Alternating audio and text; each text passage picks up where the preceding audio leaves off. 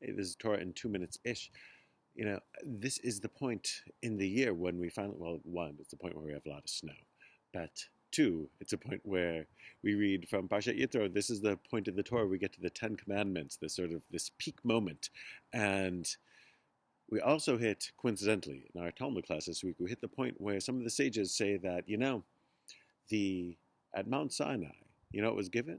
The tablets of the Ten Commandments and the entire Torah and the rest of the Tanakh, the Nevi'im and Ketuvim, the writings and the prophets, and the Mishnah and the Talmud, all given at Mount Sinai.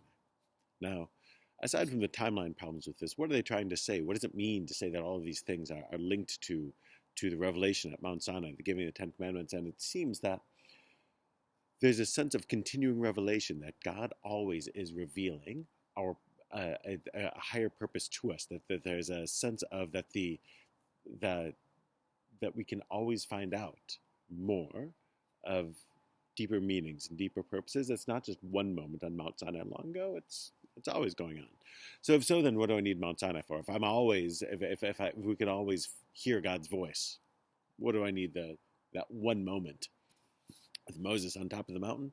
And I think maybe the answer is this, that sometimes we hear people say, or we ourselves can say, like, oh, God wants me to do this, but really it's ourselves. We're just talking to ourselves and we're seeking our own interests. This is why, often you'll hear people, God happens to love the things that they love and God happens to hate the people they hate. And it feels like, it might not be really authentic.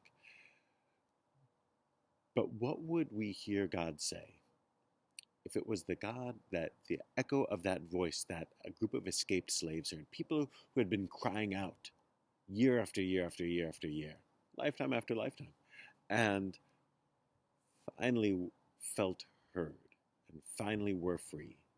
The God that sides with those who are unjustly oppressed, the God who frees slaves, and the newly freed slave's ear. What does that ear hear? That's what we're supposed to hear. That's the echo. It's not just anything we feel. It's the echo of that voice. So hopefully we have an ability to access that voice and to access that part of ourselves that doesn't just hear from our own comfort, but can hear from the place of the newly freed Israelites. Shabbat Shalom.